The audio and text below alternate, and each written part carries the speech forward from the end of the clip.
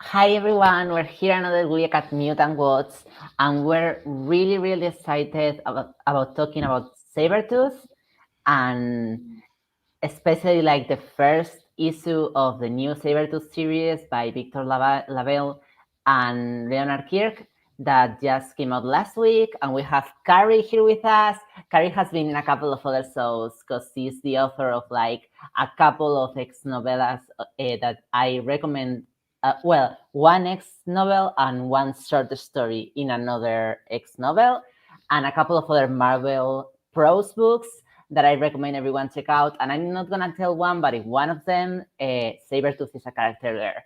So people check them out. I put them in the description, and yeah. So let's talk Saber-Tooth today. This week on Mutant Watch.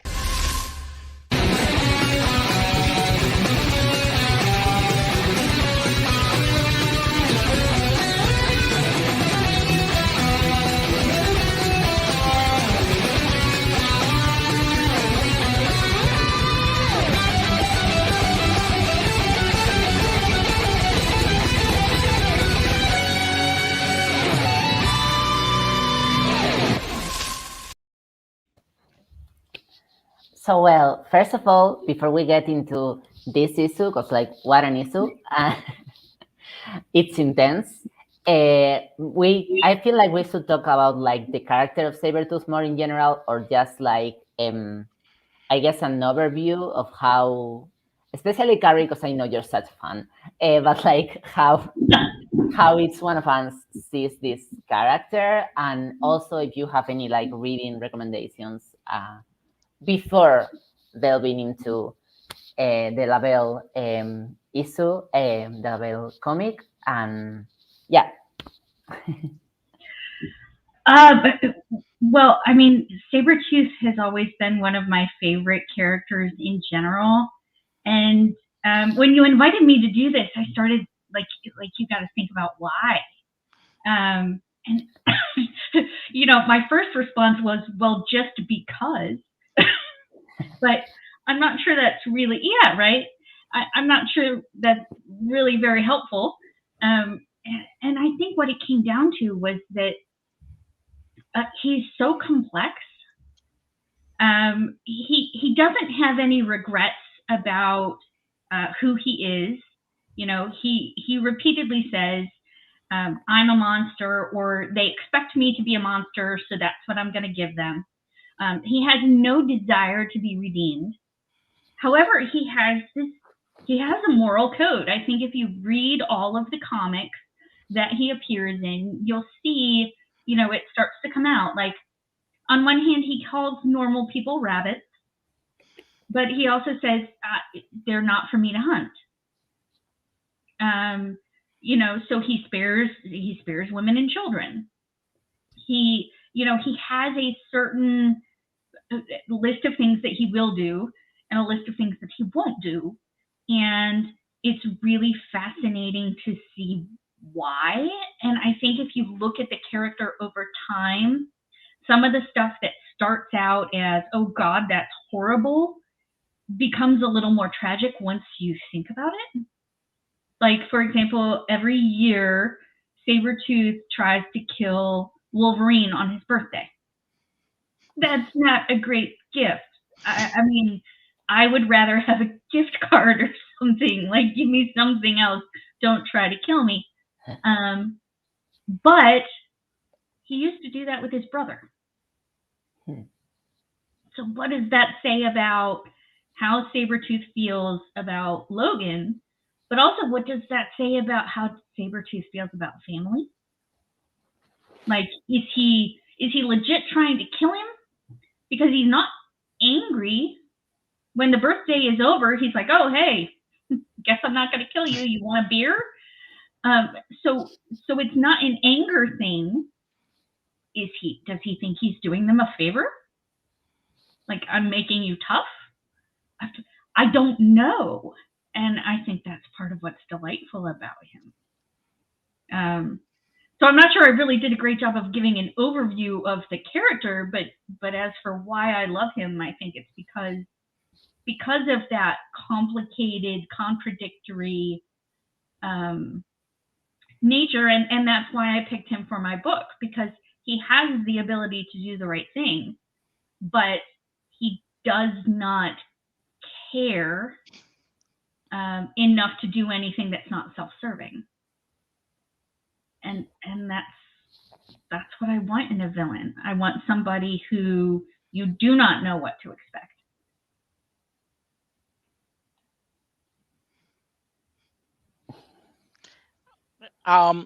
So being the odd guy out for this show, I am not a huge Saber-Tooth fan. And part of that, a big part of that, is because I'm not a Wolverine fan, and I've probably missed out on every piece of complexity that you was talking about, Carrie, because I just don't read Wolverine. So I just see the surface level of Sabretooth, and what you like about him, with him being like so unapologetic, it's kind of one of the things I like least about him, because there's nothing to really endear the character to me. So I'm kind of always left with like, oh, it's him. Let's kill him for good this time. Which made reading this issue a very, very interesting process for me. But I'm sure we'll get to that later on. Yeah, I bet. Well, and I think if you don't if you don't read some of those old issues, like everything that Sabertooth has ever cared about has been stripped from him. His mother was the only person who stood up for him, and she's dead. His dad tortured him. That's not great. He believes, yeah, right. I'm the master of understatement.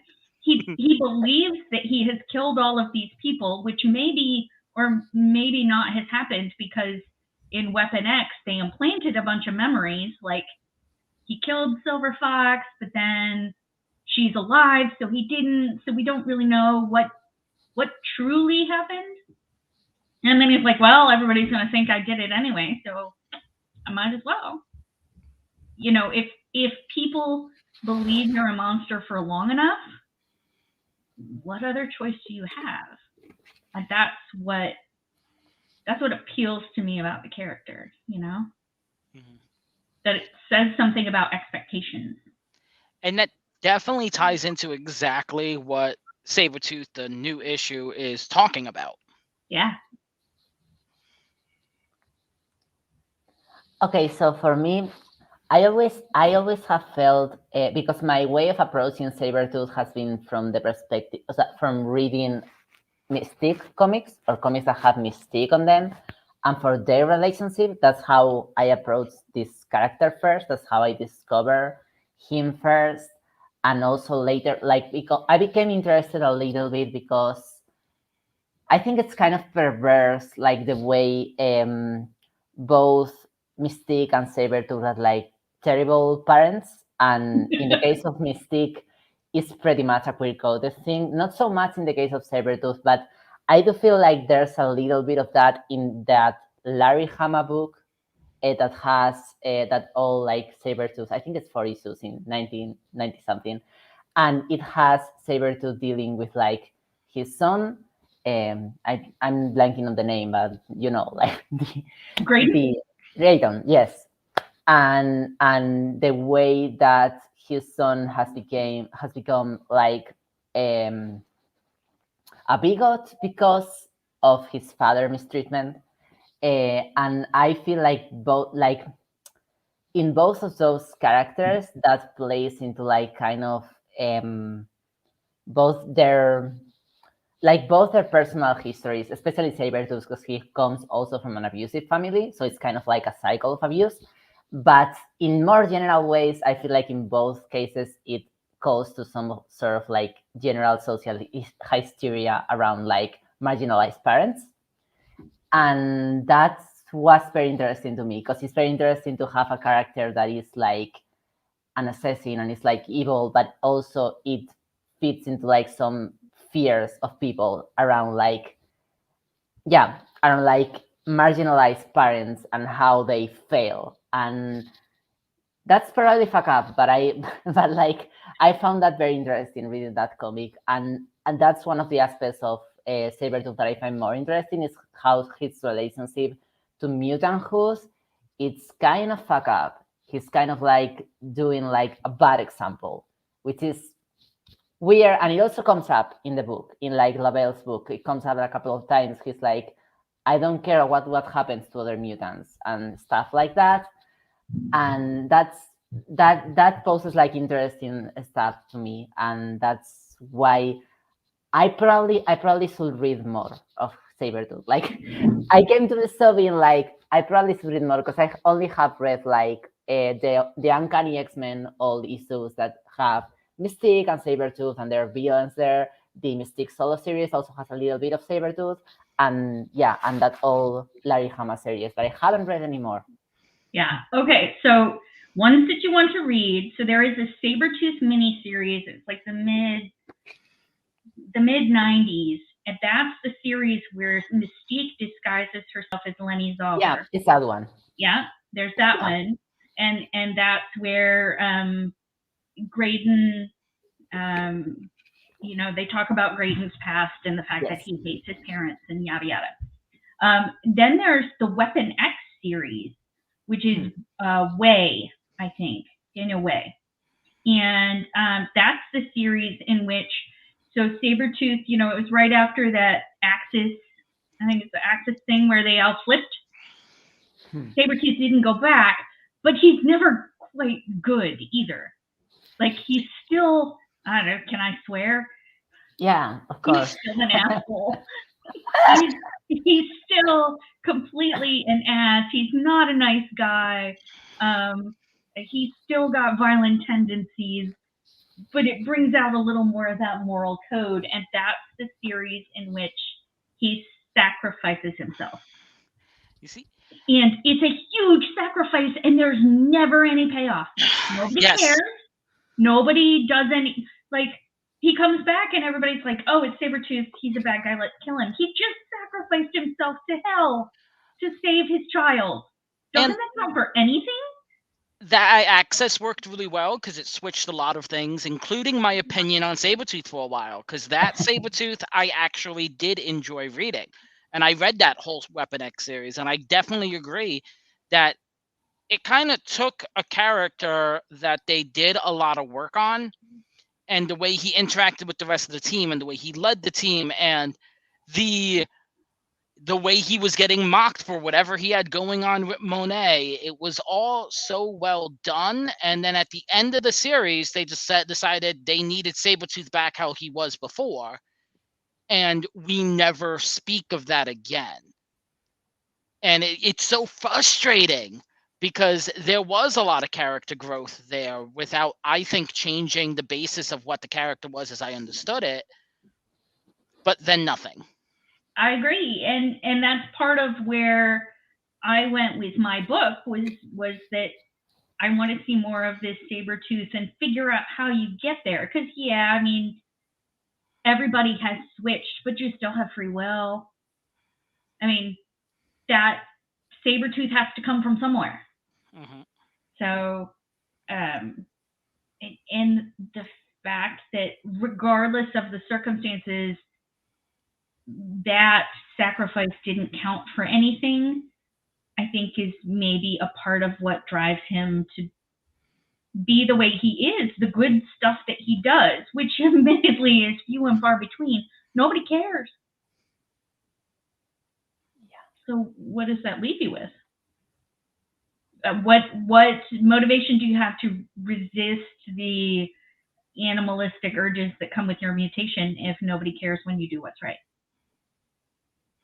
Especially since they have shown in the comics that even though Axis was this like weird thing that happened, they've been able to do similar things because they had a whole long storyline about Havoc and how Axis affected him and how he got put back, and they could bring back not as horrible Sabertooth, but nothing.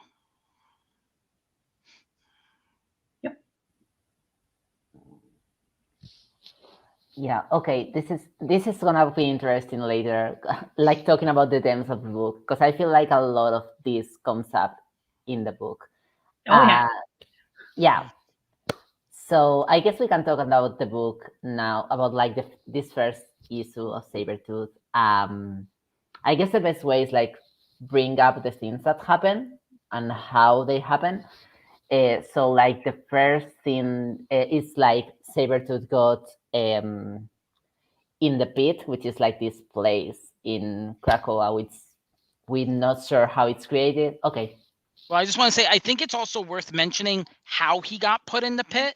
Yeah. And that is that Sabretooth broke a law of Krakoa, the That first law wasn't. Yeah. of Krakoa, before they made laws of Krakoa. So they pretty much said, you did this, we didn't like this, and we didn't like it so much that there is now going to be a law. And it is such a backwards way to approach it when they kind of approach things with such like clean slate, but then they're punishing people for rules that they didn't know were rules. And that didn't get mentioned in the book, but I think that that's a very important. I think that that's very, very important, and I hope that does come up later. Well, and the fact that some of the people who are passing judgment are also people who broke the law.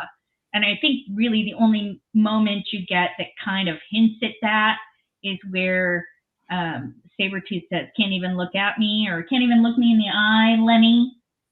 Because Yeah. Mystique has broken those laws too and cost him personally, which is, I think, why he calls her Lenny. Like, we have this past, but also you hurt me. You hurt our son.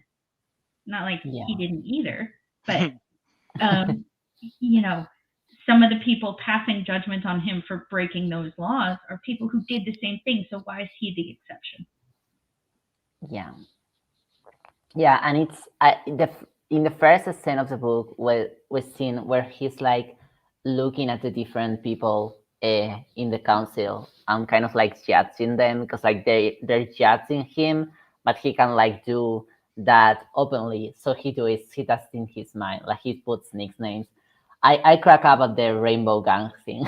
Oh yeah, it's so funny. And it's so well written too, because the first line of the entire comic is "I'm in hell." Yeah. Like, Yeah. and it comes up over and over again. I'm in hell. This is hell. This is hellish. And then So yeah, so like the first scenes is where he's like brought into the pit, and he's promised that he's gonna be back before they realize, which later kind of pays off in a way. Yeah. And then we immediately get to a scene where apparently Saber-Tooth is already out, and he's like doing his best life, like relaxing in nature and relaxing in nature. Relaxing in nature, killing some bears. Yeah. And some X-Men in come to like face him because he apparently got away, and they fights, and there's like a lot of blood. I really love the blood in this issue, like because it's like the color is like more accurate than usual. that's a weird thing for me to point out, but and then we get revealed that all of that was happening in Saber-Tooth's mind, which I will get to that later, like put a pin on that, because that's, I think, a really important part of this first issue of the book. And he apparently forgets about everything he figures in his mind every time the things happen again. And every time it's like, we can imagine it's like him just killing a bunch of X-Men and then forgetting, and then killing a bunch of X-Men and then forgetting again. And he meets up, we guess, cyclically with Doug, and with Warlock, and in the name of Krakoa, they offer him kind of like a truce, a treat, or something like that. I don't get the word, but like a way of like maintaining his fantasy while being like physically moved. Like they offer him to remember the things he does and to have free will of mind. And I guess we can, like, that's the first half of the book. Then we have a database describing prisons. And then we have the second half of the book, but we can talk about the first half of the book first. What did you all think about all of this? So one thing I did find interesting, because I always loved the way that different comics by different writers and they weave together. So I don't know how much we're going to talk about in detail of the ending, but it got me very curious about what the heck I missed. So I did Google searching, like trying to find out what was going on with the pit. And apparently it's not the first time that Krakoa has kind of been doing things about the pit behind the council's back, as it comes out in, I think it's the Marvel Unlimited comics, that there are other people that get sent to the pit, and Doug and Krakoa kind of get a little bit secretive. And I think it's very interesting that the very land that they are staying on is kind of rebelling against this concept, trying to help Sabretooth, help the other people. And it's a very interesting concept, and I like that it's a common thread.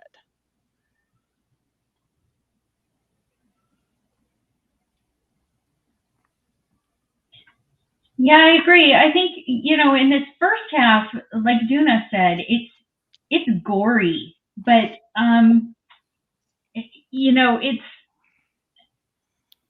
every time he kills somebody, instead of being like, ha ha ha, you're dead, it's, I'm still here. You should have brought two guys. I'm still here. You're not going to be able to take me down. And so it's this constant refrain of, I am surviving no matter what you throw against me, which, especially in light of the second half of the book, it starts to become kind of tragic. Yeah. Like, I mean, I'm kind of glad he didn't really rip all those people's arms off. But that panel is so good. He rips. Actually, I don't think we're there yet, but he ripped Iron Fist's arms off. I got some glee out of that. But his violence and his aggression serve a purpose, and I think we start to see that pattern here, which gets underscored in the second half of the book, although you don't really see it come out, except that he says, there's one point where he says, I know what I am. That's always been my superpower. Self-acceptance, even if you are a monster. Yeah, and I think one very interesting thing about the book, and that I think like comes up more even in the second part, is how Saber-Tooth reinforces his aggression, because like the way I interpret the first part of the book, and I know there's probably there's probably an explanation that is more like mutant-y, magical within an in-universe perspective. But from a realistic perspective, I interpret this first part of the book as something that happens with people in general that get that get in prison and then get isolated from other people. It's very common that people have hallucinations, that people have psychosis, and that people have stuff like that. So I very much interpret that first part of the book as Saber-Tooth like having these hallucinations of what he would like to do if he wasn't like literally incapable of moving or doing anything or any other thing. And he like reinforces his aggression towards the people that put him there, but also in general towards like the heroes. So he like kind of reinforces himself as a villain. He's like, this is my identity, and it's very interesting to me because we will get to that later, because I think it's on the depths of the book. But I feel like that makes a point of like how this is not rehabilitating him in any way. Like he's not getting anything positive out of this. Like he's not like that. This is something that only makes the problem worse. That only makes those parts of Saber-Tooth that make him more likely to have been a candidate for this punishment come up more because he is like with his own mind and all he has is that. So he starts to like dehumanize others more and more. And that fits into what happens in the second part of the book and into like that conclusion. But yeah, we can get to the second part like also. So after the data pages, the data page in which there's like very explicit criticism of prison systems, and it's made in the voice of Saber-Tooth, but it's most like it's very clearly part of the thesis of the book.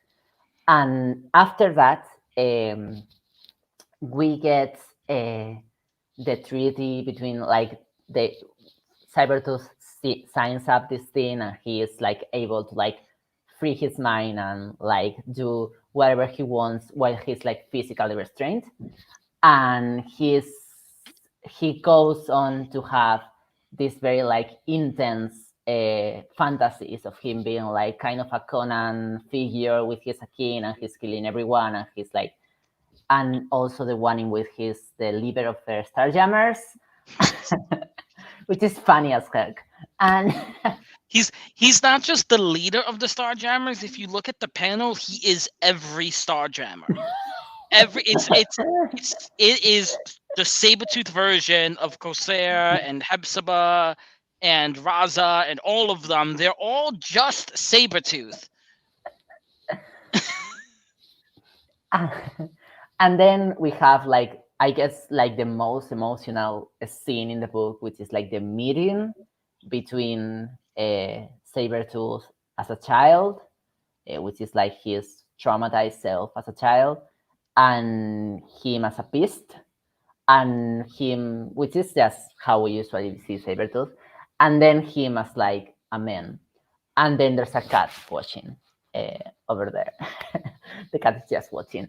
And in this meeting, it comes again, this reinforcement of his nature, as if it will.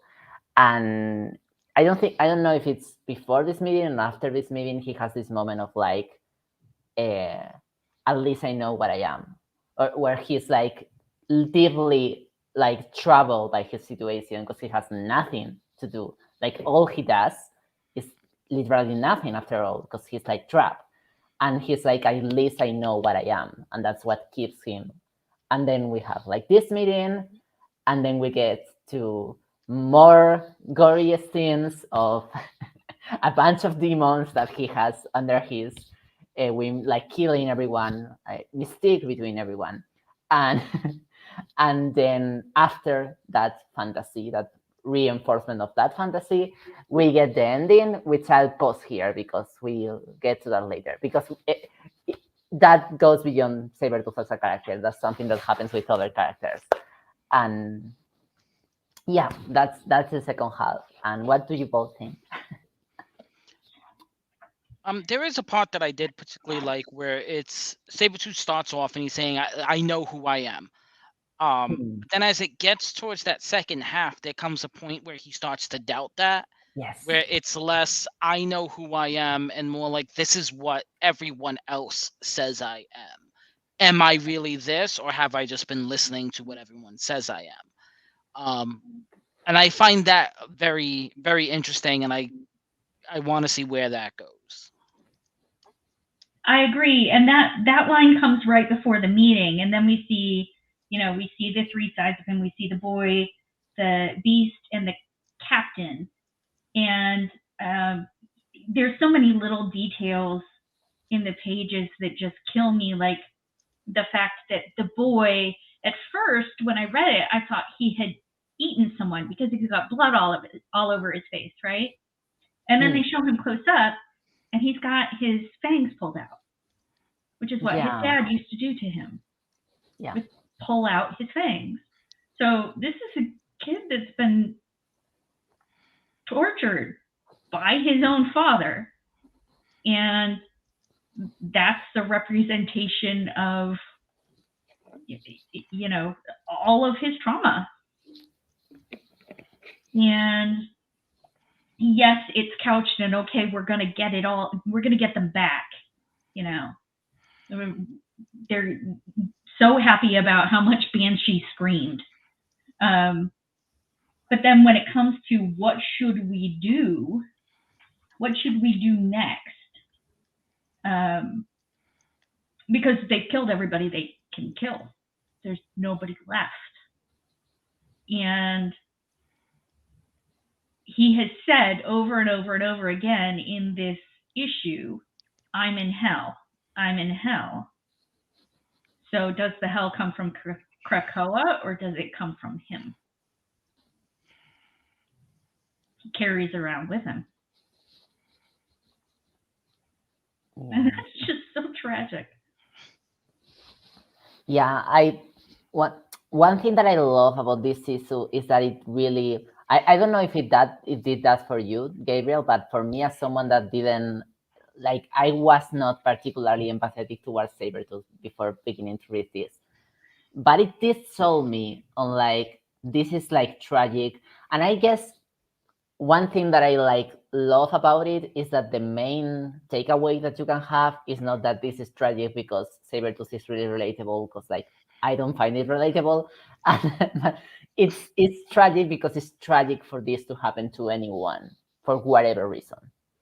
And that's kind of like the main takeaway I get from that meaning and from what happens before it, because it's like you really see how he's breaking apart.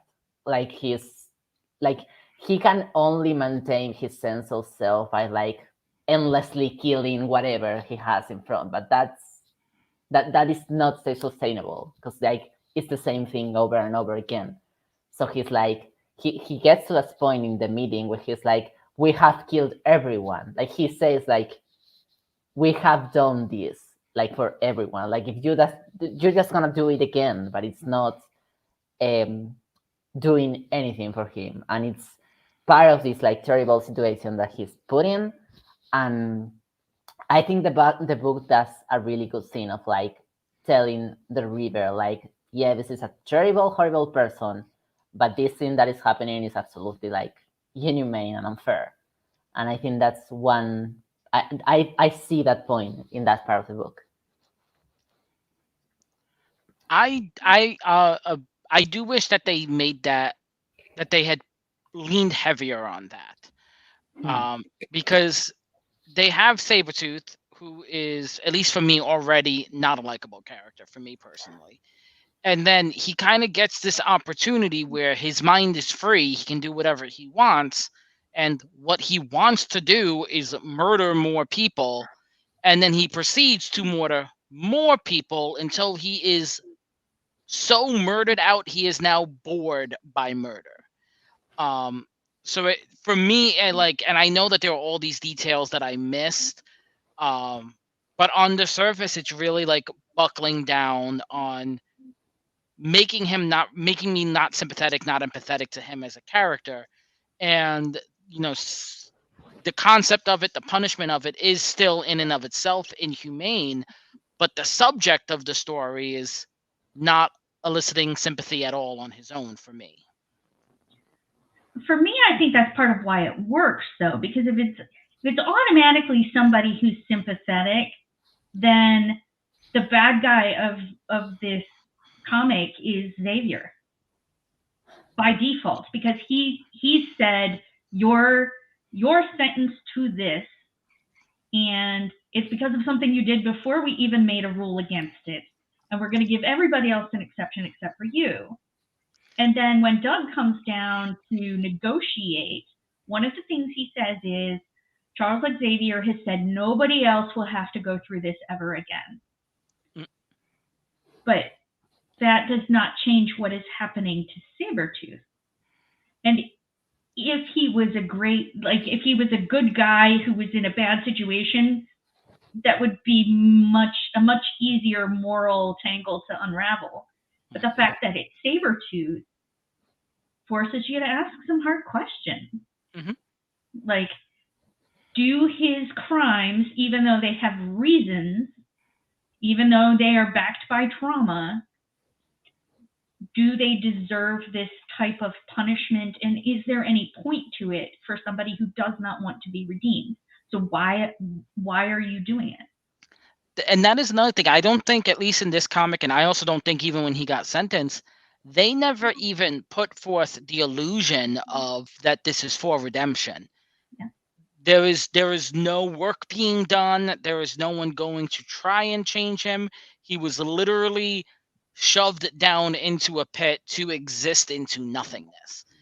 They don't even pretend that there is a purpose. Yeah, and it's for forever. Yes. Also, Xavier is the villain of every X story. It's just is how it is. I mean, I won't argue with you, but I think it's much more subtle when the person that he's punishing is someone like Sabretooth. Yeah. I think I agree with Carrie here that Saber-Tooth was the best choice for this type of argument, because like I think it would be easy and lazy to put in a situation where there's a redeemable character that gets redeemed in some way, because that underscores the point of the book. The point that the book is trying to make is that prison is no way, especially this kind of prison, but like prison is no way to redeem someone. It's a way to punish someone, and those are two different types of things completely. I completely agree that I think that telling the story is best told with Saber-Tooth. I just wish that they had given me something for Saber-Tooth, like having the trauma less in the details and requiring you to know, like what you were saying, Carrie, about the little boy. I didn't know the details of the father's abuse, and till you brought it up, I never would have picked up on that. Yeah. And I just kind of wish they had been more explicit in giving me something to look at this and be like, shit, this is wrong that it's happening to Saber-Tooth, and not just shit, this is wrong that it's happening. To kind of give me a little bit more of an anchor. I just wish that had been a little bit more explicit for someone who was so surface level for Saber-Tooth like I wonder if that'll come in later issues, and if so, that's a really smart choice, because you're led to think one thing, and if they let you sit with that, and then you learn later what these details mean, I think that's a really profound reading experience. completely. But I agree with you. I think there's also some, and I've actually seen other people talking about this too, that there are some Paradise Lost parallels. You know, this is the golden child falling down from grace and starting their own hell. You know, I mean, he's and there's no, I don't think that like it was a nice coincidence, but Saber-Tooth's colors are all orange, so he's very star-like. You know, and you've got Lucifer, the morning star, and if you look at the pictures from Paradise Lost, they're very similar to some of the images in the book. Oh. That's interesting. That is very interesting. Yeah, it's kind of crazy. I kind of want to see. I mean, if he's the king of hell, he's the mutant Lucifer. That's what he is. So then the people who arrive at the end, are they going to be punished by him, or are they also fallen angels? Okay, I guess. Or both. I guess we can talk about the ending of the book, of the first season.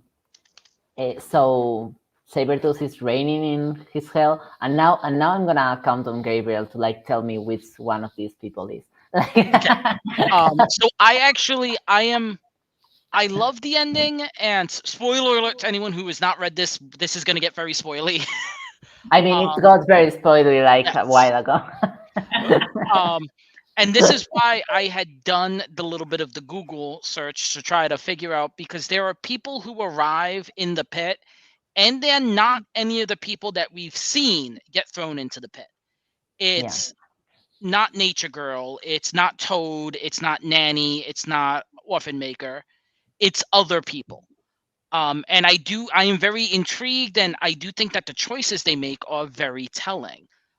So you have Oya, who is one of the ex-students who has murdered people in the past by orders of the X-Men, and was the whole starting point of Schism. You have Madison Jeffries, Box, who I'm not fully up to date with his history, but I do know that he's had some moments as well. You have Necra, who is a villain, and I think has only ever been shown as a villain.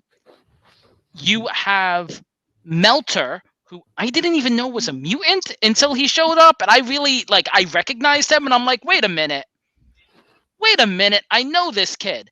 And Melter is a very tragic character, very much similar to Wither or Rogue, who accidentally kills people because he doesn't know how to use his power, and has tried to be a hero in the past, but because of his power and the people he associates with, he kind of just is always a villain sidekick.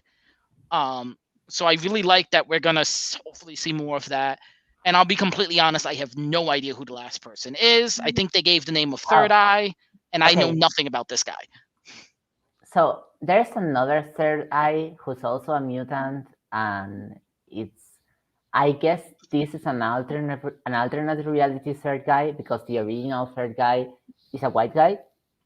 So yeah, so I assume that this is an alternate reality Third Eye, or either that or they retcon the character some way, which it's also probably.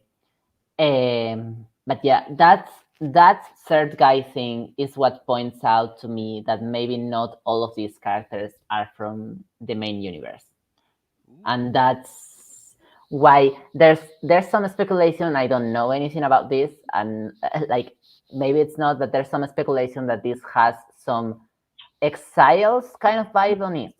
Like there's some of these characters that come from another universe because of some reason. Because of Survive, mainly. Also, if that's the case, maybe I didn't miss something, and that might be why I had no idea Melter was a mutant until this exact moment. Yeah, and so these 5 characters get thrown there and see Saber-Tooth, who is very enthusiastic about having real people to kill, at least, and not even kill, real people to torture. Yeah. Okay, real people to torture, because if he kills them, then there's no one around. But, no more fun. And the issue ends there. And I feel, okay, now we can only get into speculation because we don't know what's going to happen in issue 2. I'm really excited about it. Because I'm also the one reviewing this. So I am also interested in if the dynamic with Oya is going to come up. Mostly because unless I'm missing a character, Oya was the last time that Wolverine had a protege. He has all the, he had Jubilee, he had Rogue, he had Pixie for a little bit, he had Armor, and then he had Oya. And I think that was the last time that he was specifically trying to mentor one specific person. And now here she is in hell with Saber-Tooth. And I really hope that shared history comes up. Yeah, I'm really excited, and this touches more onto the themes of the book, but I'm really excited with what specifically is LaValle gonna do with these characters, because some of them, especially Necra, has a really complex history, because she's a villain, she's a black woman, she's an albino black woman, she's a villain, and she has been very stereotyped. Her appearances in comics are not good in any way, so it's a character that you have to work onto. It's kind of one of these characters of working on a way to reimagine the character, and that can be very interesting within the themes of the book. because this, like the data pages talk about, is pretty much like a book that is trying to tell something about prisons, and within this context of Krakoa. And yeah, we can talk a little bit also about the themes of the book. We still don't know what's gonna happen. We still don't know like what kind of a story this wants to tell, and we can only know like this much, like what has happened in the first issue. But I'm really excited because we definitely, once the miniseries finishes, we're gonna like do another show talking about specifically what it says and how, like, what the thing is trying to say. Because for now, we have a lot of questions, but Yeah, I definitely agree. And like Carrie was saying, is how they decide to take things further and what they decide to focus and what they decide to reveal could create a very, very powerful comic with how they choose to time it. And it's hard to, we can't really talk about that until we have it completed in front of us.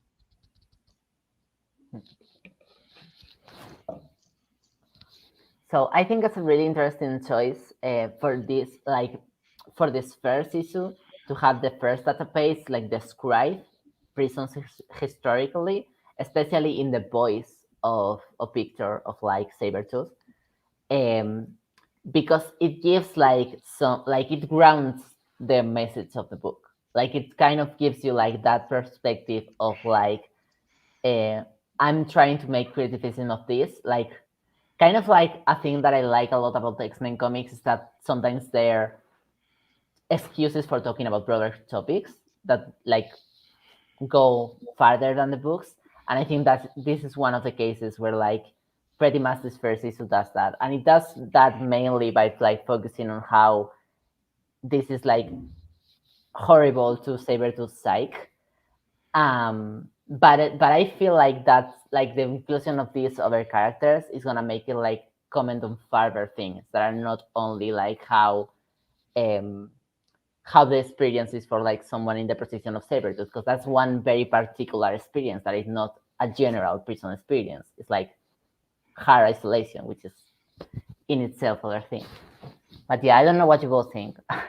Yeah, I like how you said with that first data page, it definitely made it. This isn't just a book about symbolism. This isn't just a book about metaphor. It makes it clear this is what we're talking about, and it's not relying on the metaphor to do the work. And I'm glad we don't get enough like explicit. It's usually relying on like the mutant metaphor to carry the message, but this is not that. And I mean, it's really a delicate balancing. It's a balancing game, because if it's not Saber-Tooth's story, then it becomes kind of preachy, right? I mean, now you're just telling us you're trying to make a point about prisons or whatever that point is. But the fact that it is grounded in this character who elicits such strong, strong reactions, whether they're positive or negative, that it's a character who has really been through the ringer. And what I'm hoping for the next few issues is that they don't stray away from that, and we get to see more of what makes Victor who he is. Because for me, the key scene in this entire book is that meeting with his three selves. Because and the cat. Yeah. What the heck is the cat? Maybe this is just me being hopeful, and this is pure speculation, but I really want that cat to be Access Saber-Tooth.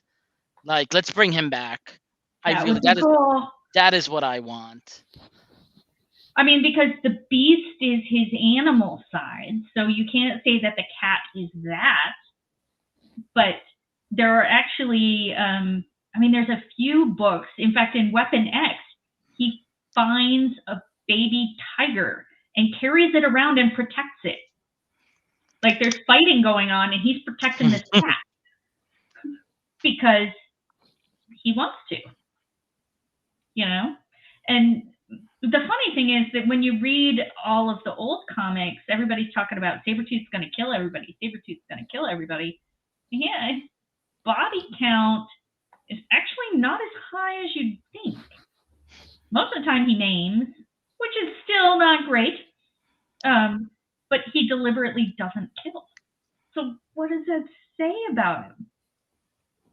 And, you know, I mean, obviously I'm Team Saber-Tooth, but I wouldn't hang out with him. He's terrifying. He's not a good guy. I just want to read about him. Yeah, and I think one of the things that you like, because Gabriel mentioned like before that maybe the inclusion of like his trauma may draw some like complexities to like the situation that the books put you in. I think it would be very clever that the book delves both into his trauma and his actions, because like he's also the abuser of his own son. Like he's not just someone that has been abused as a child. There's a lot of more depth into it, and I think that's good because like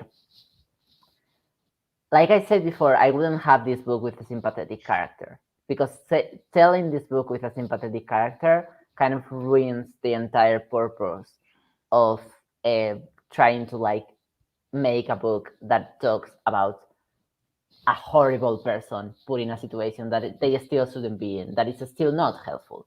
And that's kind of like the point that I feel like this first part of the book is trying to make. I don't know where it will go next, because like also LaValle has like a lot of like his other comics and novels and books had a lot of like complex research field points to make, so I don't know where this is gonna go.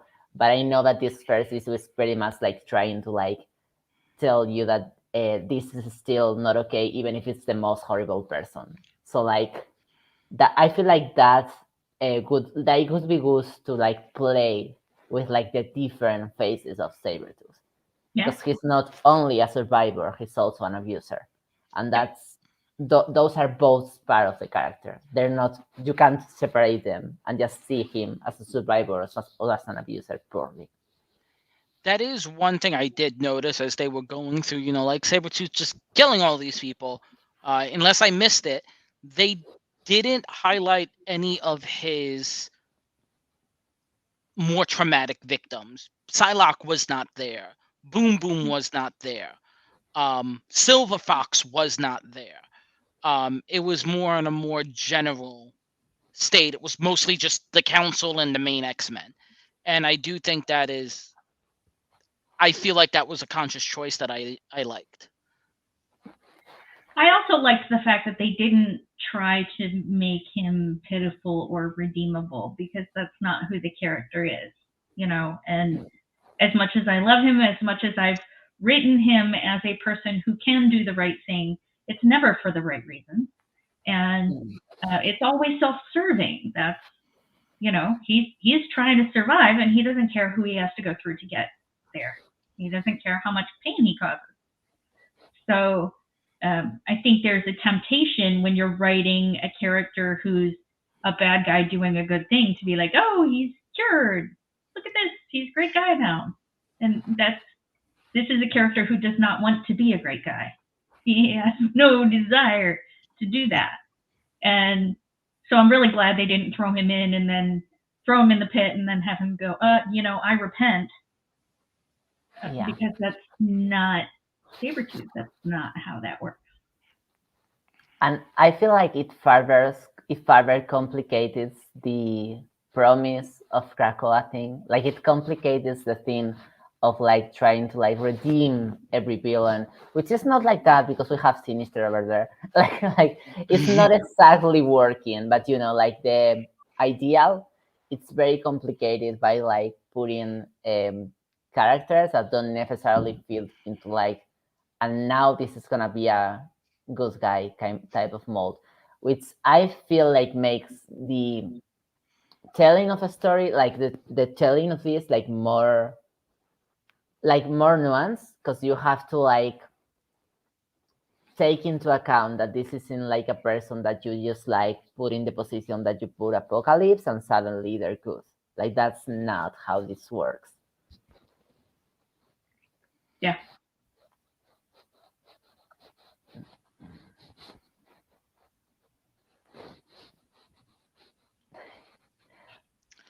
And one thing I do hope, and it does take the topic away from Sabretooth, I really hope that they do tell us what crimes these new people committed and how they ended up in this situation as well. Are they similar situations like Sabretooth, where they broke laws without knowing they were breaking laws?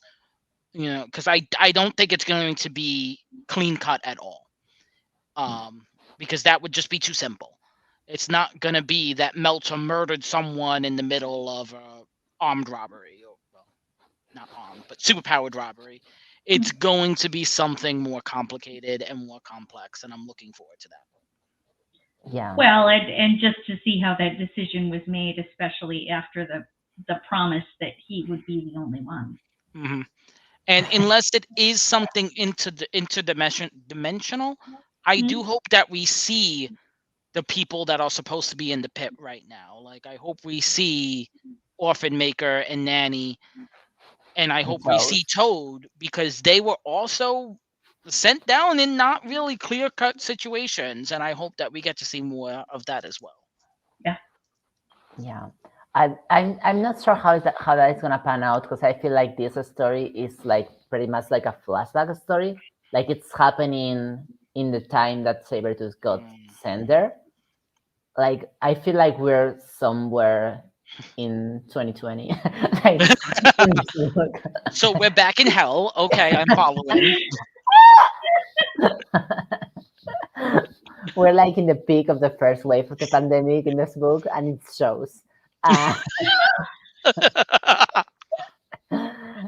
Oh, that was. I was tempted to rip some arms off somewhere in the middle there. So yeah. I mean, yeah.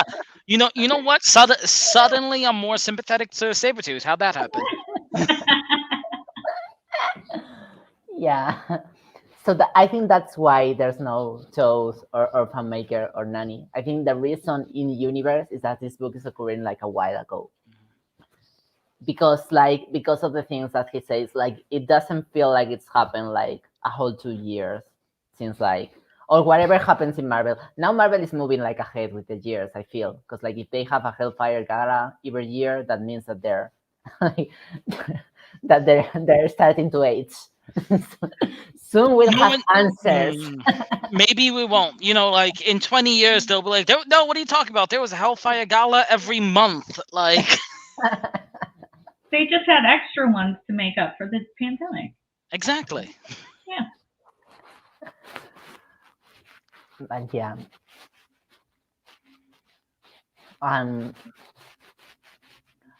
I feel like we talk about everything, but I'm not sure. Like, this was a heck of an issue. Like, I put it at 10. Like, I gave it a 10, so I'm not the one to talk. Like, I obviously loved it.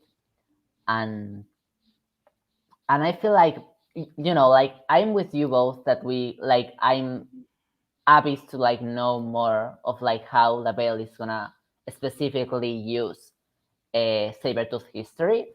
But for me, as someone that didn't know like a lot of Saber-Tooth history, this first issue was like, okay, you know what you're working for. Like you know what you're working with, because like especially that scene of the reunion between the three parts and like all of that was like pretty much like it's obviously who we're talking about. Like it's obviously that this is his history and his way of approaching this particular situation, and that ties a lot into the thing of like how Saber-Tooth in this situation only becomes more aggressive, because like Saber-Tooth is already a person that doesn't work within social norms. The worst thing that you can do is put in a situation where there's literally no social norms because there's no society. It's just him. That's even worse than his usual self, because now it's true that social norms don't exist, not only for him but like in general. And I feel like that ties into like what Carrie say with like his moral compass. I feel like that trembles up a bit in this book because he's not dealing with real people now. And then they give him real people, hypothetically. If they are real people. We don't know enough. Yeah. I can't wait for issue 2. Like, I can't wait. I don't know how many issues this mini is. I guess 4 or 5, but I can't wait. It's Yeah, I wanted to say 4, but I don't remember where I heard that, or if I'm just guessing. I have no idea. Yeah, and somewhere, like in a recent interview with Victor LaValle, he said that this is the first of 3 series that he's gonna do about Krakoa stuff. So I'm really excited to know like where this carries over, because I feel like he's the type of writer that if this has any consequence of meaning, will carry on to the next series. Like either Saber-Tooth as a character being a guest in the next series, or just the consequences of whatever happens. Yeah. But yeah. Okay, I think we'll cover everything like in an hour. See how we do when we talk about only one issue. Only one issue. Instead of being like, we're gonna talk about everything that's happened in the X-Men for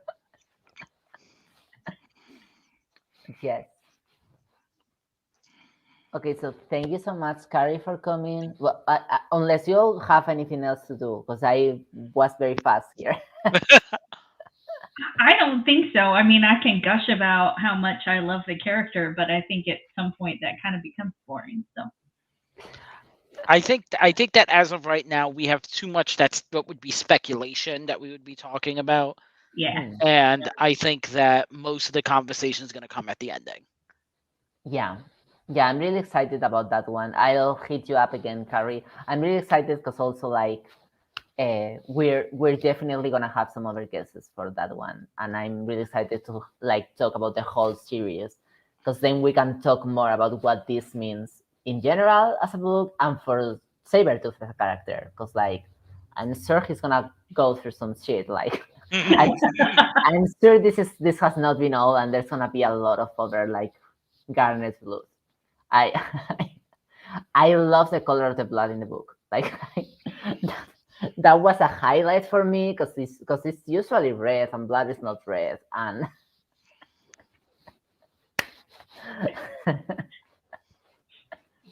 Cats do not talking about the color of blood. Anyway, so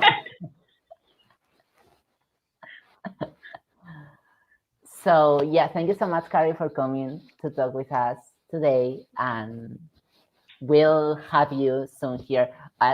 We have pending the thing about the other book that you're part of, but that's gonna be like someday. Soon, I hope. And we'll have you here. Well, I hit you up about like Saber-Tooth when this ends. And for the people watching, stay tuned, because that I feel like that's gonna be a great discussion whenever that comes, which I guess it's gonna be in like 4 or 5 months. But anyway, time flies. Well, thanks for having me. What?